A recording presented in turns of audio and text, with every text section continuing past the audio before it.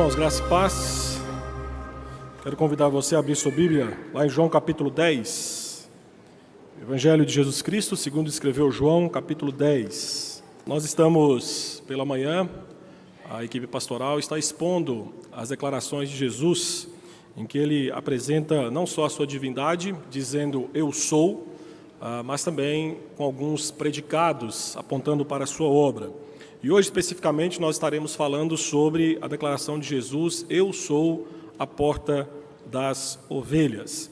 João capítulo 10, eu gostaria que você deixasse sua Bíblia aberta nessa passagem, para que daqui a pouquinho nós pudéssemos voltar para o texto, ler o texto, explicar o texto e ao final voltaremos com algumas implicações.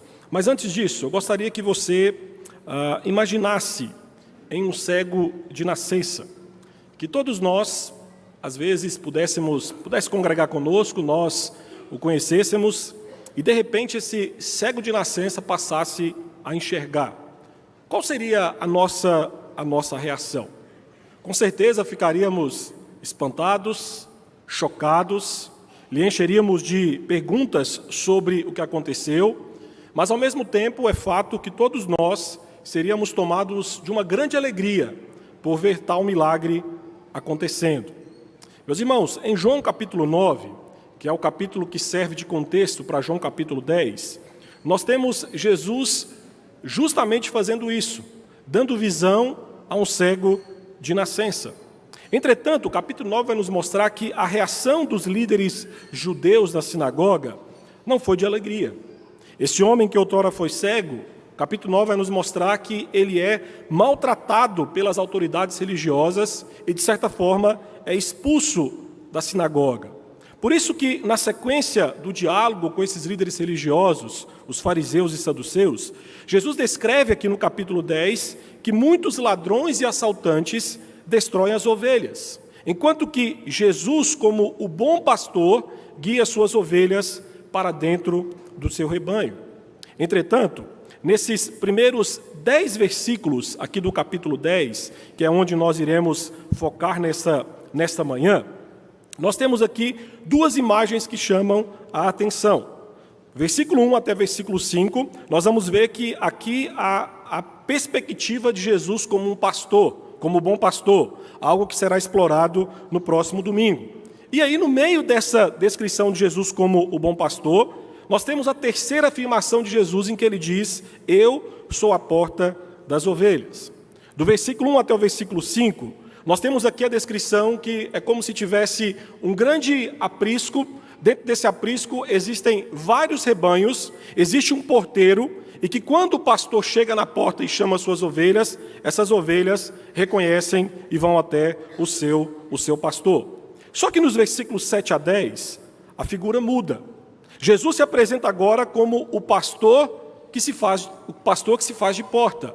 Isso aqui há um contexto que o pastor palestino nos dias de Cristo era muito comum, ele de fato se colocar como a porta do abrigo. Ele deitava na entrada do abrigo, do aprisco, e ali ele tanto impedia a ovelha de sair, como também impedia de salteadores, ladrões e feras entrassem e destruíssem as ovelhas. Versículos 7 a 10, se você observar bem, e nós iremos ler daqui a pouquinho, nós vamos ver que a figura desse porteiro desaparece. E nós temos agora apenas um único rebanho no aprisco, que pertence a esse pastor, que serve como porta. Jesus, quando se declara como a porta, e que também pode ser o pastor, que é o que nós iremos ver na próxima semana, ele faz um contraste entre a sua obra, com ladrões e assaltantes. E ele diz que, enquanto os ladrões vêm com motivos egoístas e táticas brutais visando destruir o rebanho, ele, Jesus Cristo, se apresenta como a porta. E aqui, no caso, apontando para um símbolo de segurança e plenitude. Assim, em João capítulo 10, versículos 7 a 10, nós temos aquilo que é traduzido aqui como uma parábola curta, onde Jesus é comparado a uma porta. Então, o que nós temos aqui? Nós temos uma parábola maior, na verdade é uma paroimínia, que é como se fosse um enigma com lições didáticas, do versículo 1 até o versículo 18. Nós temos essa descrição em que Jesus é tratado como bom pastor. Só que dentro dessa história maior, nós temos uma história menor, em que Jesus, então, se compara como a porta. E aqui eu quero, apenas para fazer distinção, e já entrar nos versículos 7 e 8, aquilo que um pregador da patrística, dos pais da igreja, Crisóstomo, assertivamente disse que quando Jesus nos leva ao Pai, ele se chama de porta, mas quando ele cuida de nós, ele se chama de o bom pastor. Então hoje, nessa manhã, nós vamos focar apenas nessa primeira parte, em que Jesus se declara como a porta. Eu gostaria que você acompanhasse a leitura dos versículos 7 e 8, em que, nessa passagem, Jesus, ao se declarar como porta, ele é taxativo em nos ensinar a primeira verdade, que somente por meio dele o homem pode ser salvo. Versículos 7 e 8, ele diz: Jesus, pois, lhes afirmou de novo: em verdade eu vos digo, eu sou a porta das ovelhas. Todos quantos vieram antes de mim são ladrões e salteadores, mas as ovelhas não lhes deram ouvido. Nos versículos 1 a 5, nós temos Jesus como pastor, retirando o seu rebanho de um aprisco misturado. Mas como eu disse agora, Jesus muda a figura e afirma que ele é a porta. Jesus, nesses versículos, revela a existência do rebanho de Deus. Porém, Jesus, a porta, é o único meio pelo qual as ovelhas podem entrar na segurança do aprisco ou na rica pastagem do pasto de Deus. O texto, no versículo 7, vai dizer: se alguém entrar por mim. Isso demonstra exclusividade. Jesus está dizendo, não existe outra entrada.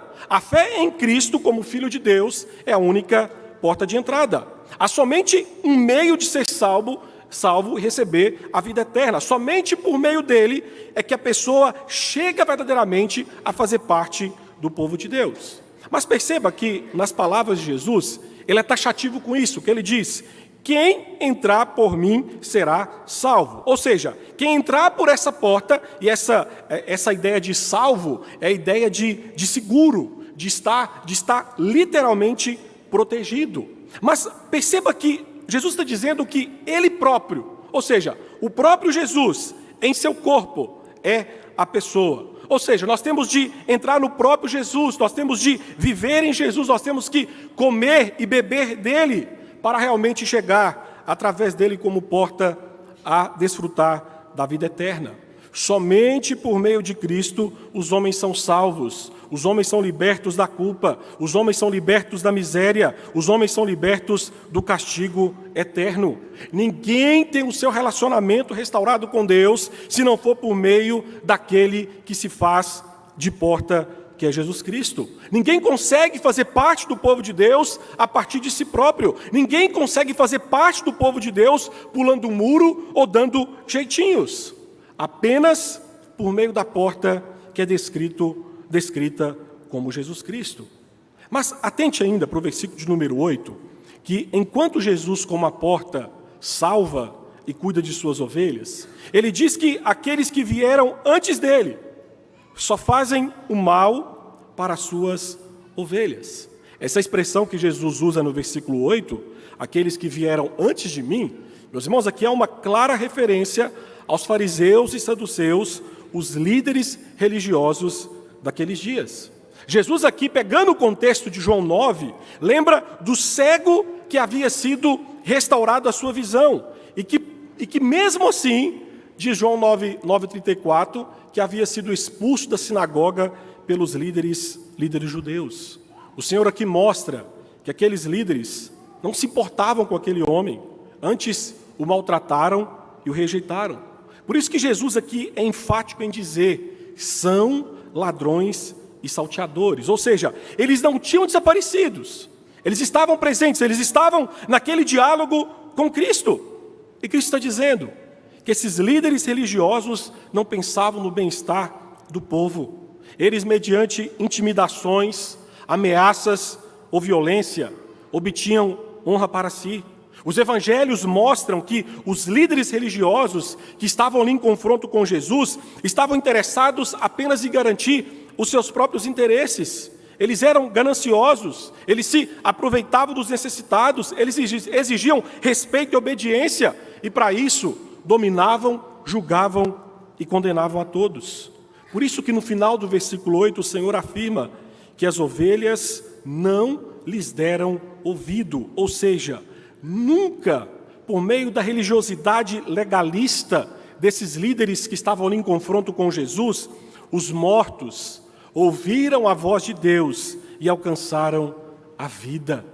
Entretanto, por meio da porta que é Jesus Cristo, os homens são salvos e desfrutam da vida eterna.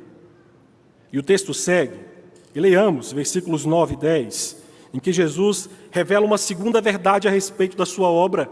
Se na primeira ele está falando da exclusividade dele como Salvador, agora nos versículos 9 e 10, ele fala que somente por meio dele a alma do homem pode ser plenamente saciada. Versículo 9 e versículo 10, ele repete: eu sou a porta. Se alguém entrar por mim, será salvo. Entrará e sairá e achará pastagem.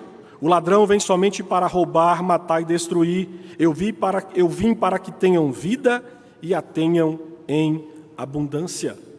Meus irmãos, como a porta dá acesso tanto para você entrar como para você sair, Jesus aqui está nos falando dessas duas realidades.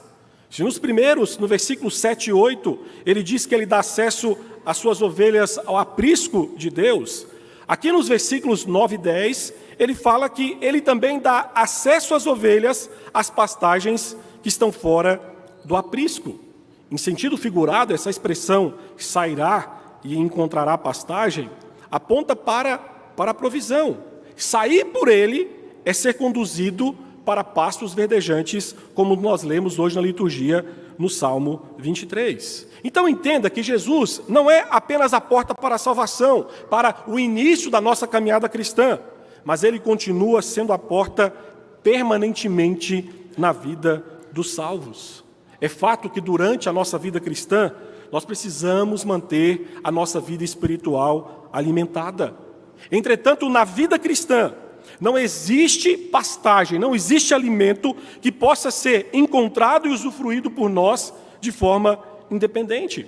Por meio de Jesus, nós entramos, nós saímos e encontramos pastagem. Ou seja, sempre que nós acharmos pastagem, sempre que nós acharmos alimento para a nossa alma, meus irmãos, é por intermédio da porta que se chama Jesus Cristo.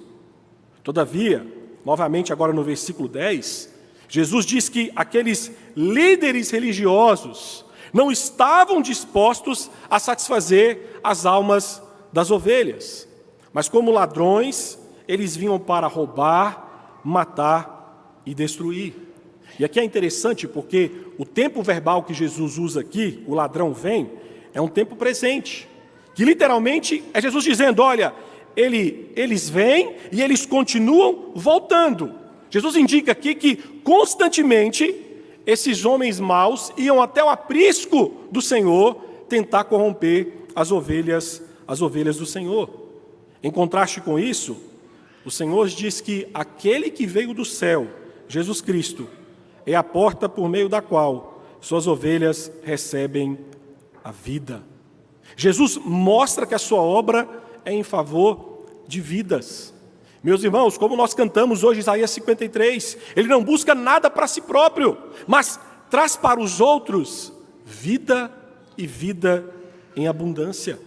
E pela conjugação aqui do verbo, esse verbo dar, no versículo 10, descreve aqui um presente durativo, ou seja, o Senhor está nos falando que Ele nos dá uma vida com a posse para sempre.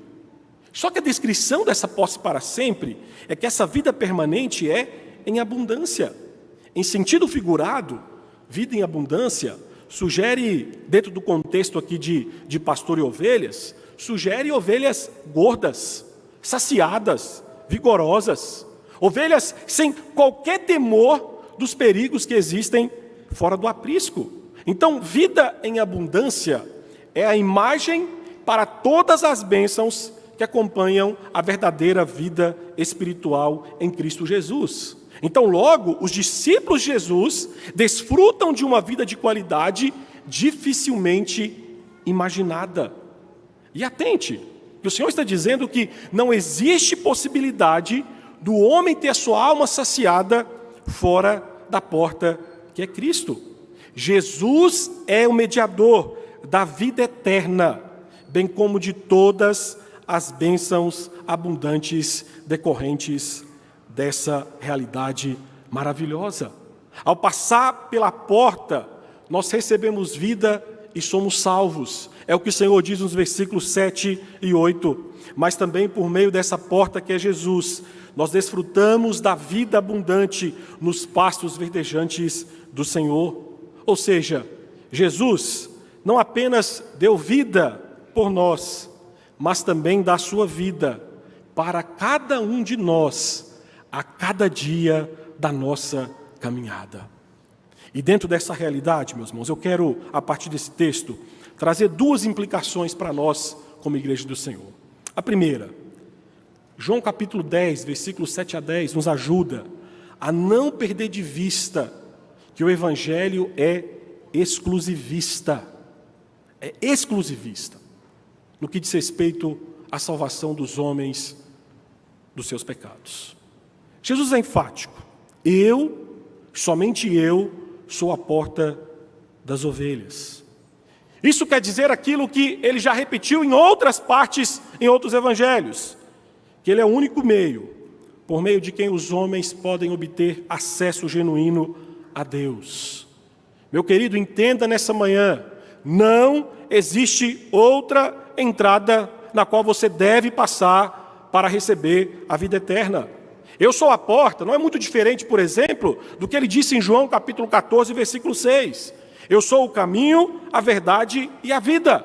Ninguém vem ao Pai a não ser por mim. Jesus é a porta para a vida do reino de Deus, que é dada a Ele, a quem por Ele vai ao Pai. Nós cantamos nessa manhã, quebrantado, e reflete uma grande realidade, que Jesus na cruz se fez como um pastor, se colocou de porta, protegendo as suas ovelhas, colocando o seu corpo entre as suas ovelhas e principalmente entre a ira punitiva do Senhor contra os pecados cometidos pelo seu povo. Por isso que Ele é o único acesso legítimo ao povo de Deus. Se nós que estamos aqui nessa manhã fazemos parte da multidão de salvos, se nós que estamos aqui, nós pertencemos ao aprisco de Deus, é unicamente por meio da porta que se chama Jesus Cristo. É verdade que, de várias formas, cada um de nós nos achegamos ou fomos conduzidos até a porta que é Jesus. Entretanto, meus irmãos, a partir daí, não existe uma multiplicidade de portas para a vida eterna. Existe somente uma porta, somente passando pelo próprio Jesus e pelo relacionamento pessoal com Ele, através da fé, é que nós, de fato, somos salvos.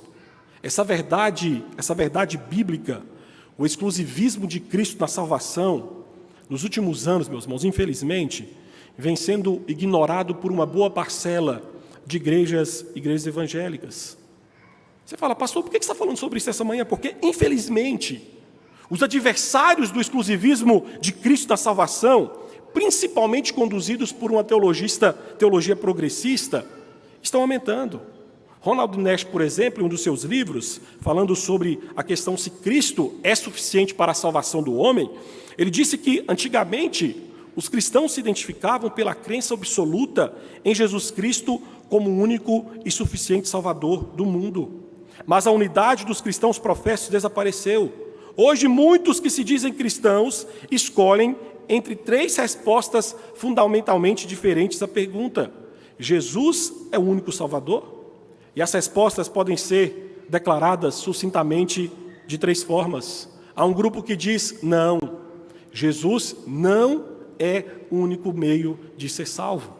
Há um segundo grupo que vai dizer: sim, Jesus salva, mas, entretanto, todavia, existem outras possibilidades. E tem um terceiro grupo, que é aquele que defende o exclusivismo cristão, que vai dizer: sim, somente por meio de Cristo o homem pode ser salvo. O Senhor alertou. E nós temos ouvido ladrões e salteadores se passando por pastores de ovelha, ensinando o pluralismo. Ou seja, crer em Jesus Cristo como único Salvador não é essencial para ser salvo. Esse grupo que defende o pluralismo, defende que não existe uma porta, não existe somente um caminho, mas existe vários caminhos salvadores. Porque, na perspectiva desses teólogos, em todas as religiões, Deus se manifesta salvadoramente. Além disso, dentro daquela perspectiva que eu li sobre Ronald Nash, nós temos ainda ladrões se passando por pastores de ovelha, ensinando o inclusivismo. E eu lhe digo que essa ideia do inclusivismo, ela é ainda mais perniciosa, porque ela tem traços de piedade. Um inclusivista, por exemplo, afirma: Jesus é a porta. Sim. Só que não é necessário você passar por essa porta para você ser salvo. Não é necessário você crer em Cristo para ser salvo. E olha só, essa ideia inclusivista, de certa forma, é abraçada por muitos cristãos nominais, que são cristãos que acreditam que o fato de terem nascido em uma família cristã, o fato de ter sido batizado quando criança, o fato de terem o costume de vir à igreja todo domingo, os torna salvos. Meu irmão, atente para a exortação de Cristo, no Evangelho de João, capítulo 3, versículo 18 e versículo 36. Quem crê no Filho de Deus tem a vida eterna. Quem não crê no Filho jamais terá a vida eterna, mas a ira de Deus permanece sobre ele. Meu querido irmão, por amor à sua alma, à sua eternidade, se você não crê e se relacionar com a porta que é Jesus Cristo, de nada adianta a sua vinda à igreja. É importante? Sim, é importante você vir. Faz bem para a sua vida, mas faz bem para a sua alma, para a sua eternidade, quando você de fato entende que não existe outra porta pela qual você possa ser salvo que não por meio de Jesus Cristo. Entenda que outra porta que não seja Cristo, você só vai encontrar morte, condenação eterna, a ira divina se revelando sobre a sua vida eternamente. A única forma de você ser salvo é exclusivamente por meio da fé no Filho de Deus, Jesus Cristo. Essa é a realidade que Cristo descreve quando ele diz: eu sou a porta das ovelhas. Mas há uma segunda e última implicação desse texto, é que nós não podemos, queridos, perder de vista a sublimidade da vida cristã. Jesus afirmou que aqueles que passam pela porta, que é Ele, entrarão, mas depois diz que sairão e encontrarão pastagem.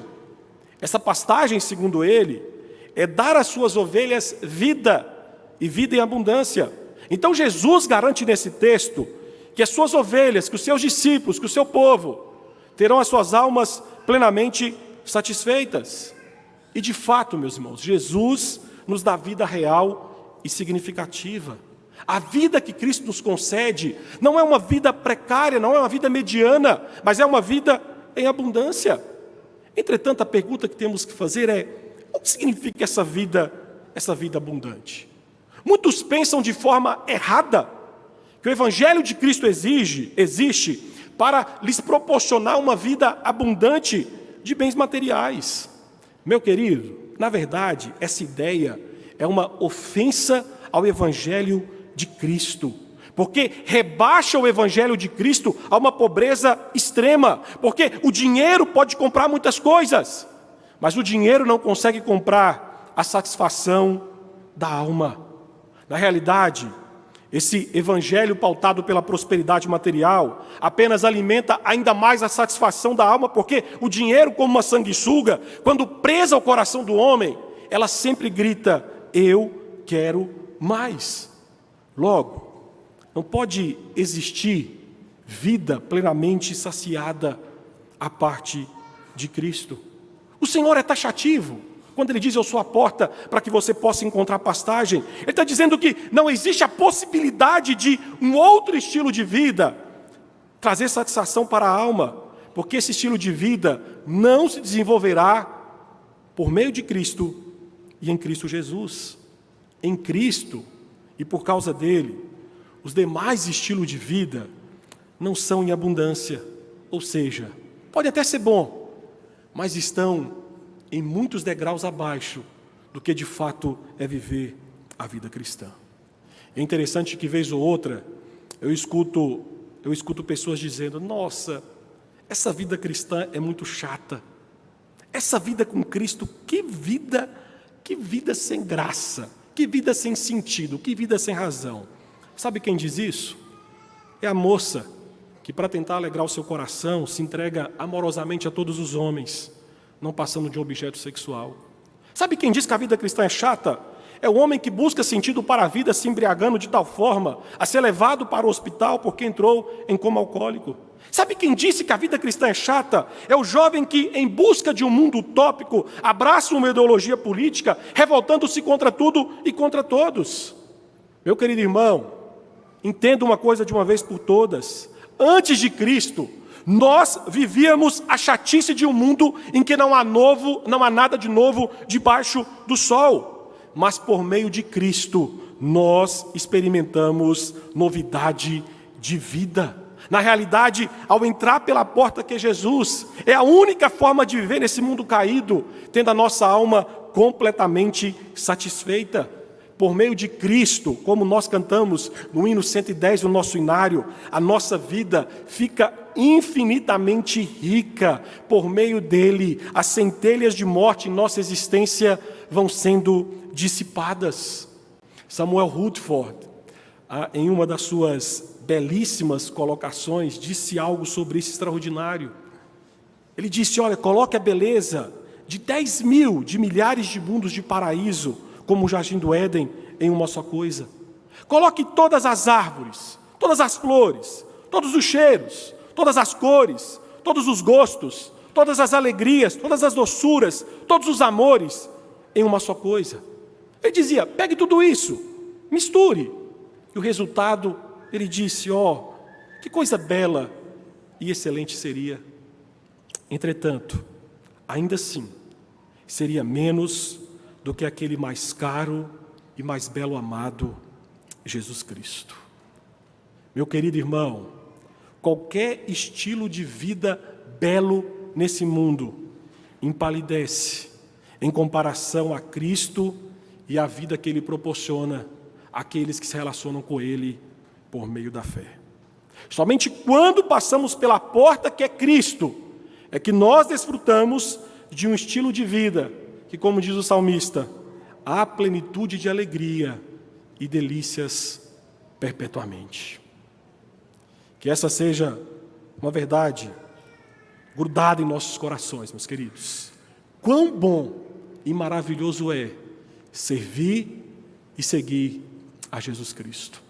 Fiquemos em pé e falemos com o Senhor em oração.